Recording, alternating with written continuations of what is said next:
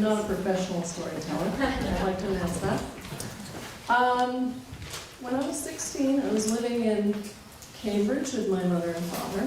I was a junior in high school, and I was feeling very ambivalent about my parents. This seems to be a theme tonight. I was so ambivalent about being at home. I was the last of 4 kids, so I was the last one there. I made a plan of escape. I decided I wanted to live in Vermont because I knew it was beautiful. And I thought, if I could just live in Vermont, I could wear long Indian print skirts, walk through fields of wheat, and I'd be happy, and I'd let my hair blow in the wind.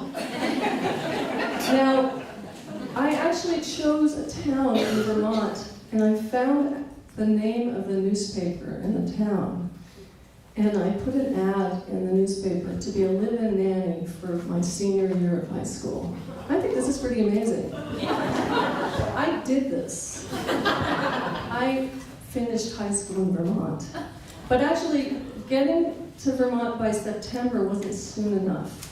So I found a job for that summer on a farm with my boyfriend up in Vermont. And I went up there, and then the fall came around, and I went to high school, and I did the whole thing. And I went home just twice that year. I went home for Thanksgiving, and then I went home for Christmas. The following summer, I got another job out on a farm.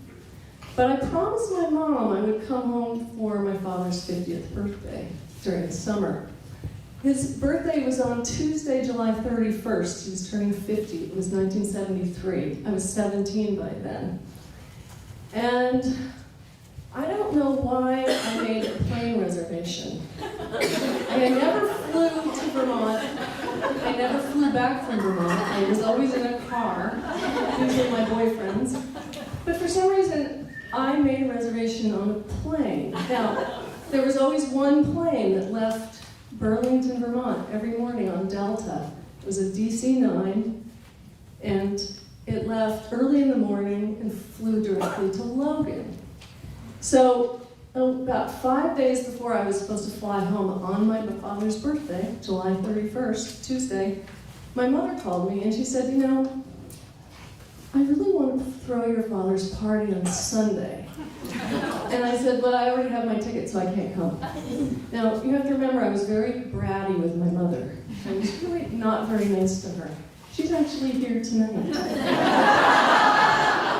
I'm trying to make up to her. It's never too late. I'm 62. I'm still trying. So she said to me, no, I really want to have your party on Sunday. Couldn't you change your reservation? I said, I can't change it. Of course I can't change it. Who changes an airline reservation? It would cost me money. I have to work this weekend. I'm coming Tuesday. And anyway, it's so stupid to have a birthday on somebody's, on a day that isn't his birthday. It's a special birthday. He's 50. Like, let's do it on Tuesday. I'll be there in the morning. It'll be great. Well, my mother didn't stop bothering me. Now, there's a lot of details about the story I don't remember. But I remember vividly where I was standing in that house when I was arguing with her. I remember being so pissed and irritated. My mother was bugging me as usual. And she finally said something. She said, okay, just call Delta and just see if it's possible and then call me right back. And I said, okay, I will do that. All right, I'll do that. Now, I did change the reservation, and I flew down on Sunday. Now, on Tuesday morning, the entire Northeast was fogged in very badly. And Logan Airport closed at 6 in the morning, but it opened up at 7:45. And the flight, it was a DC-9. It was, took off from Burlington on time. It was flight 723. And it left the airport, but it made an unscheduled stop in Manchester, New Hampshire.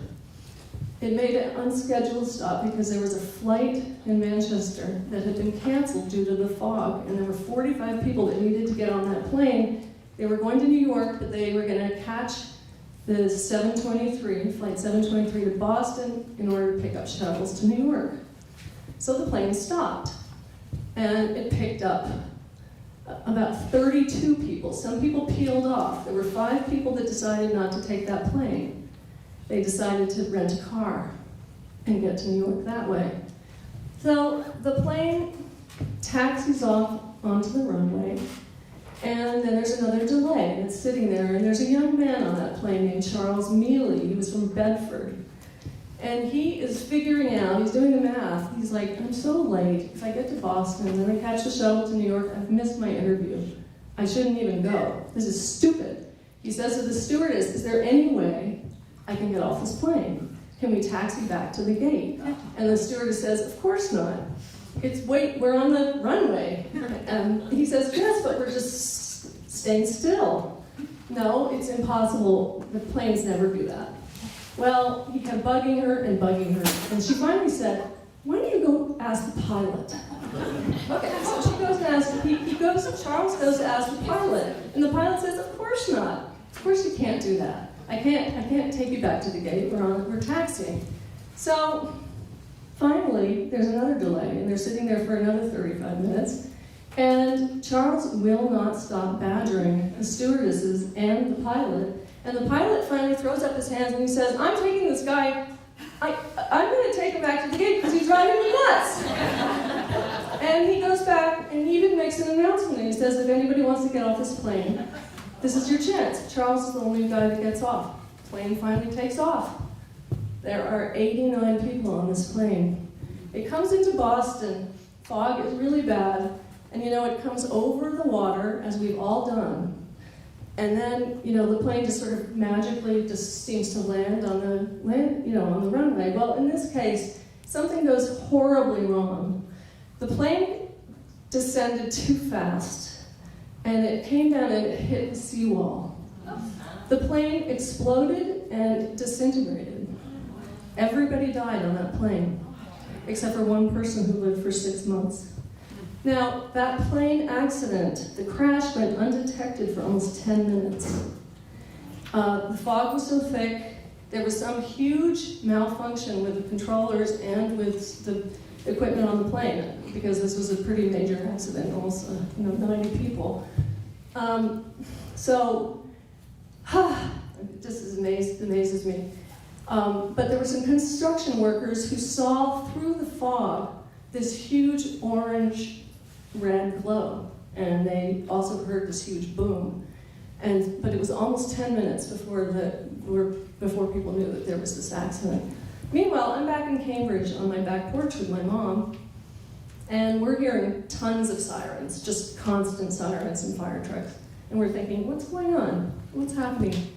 My mother carried a piece of paper in her wallet for 10 years until it fell apart, and it said, pick up Alexandra at the airport, Tuesday morning, July 31st.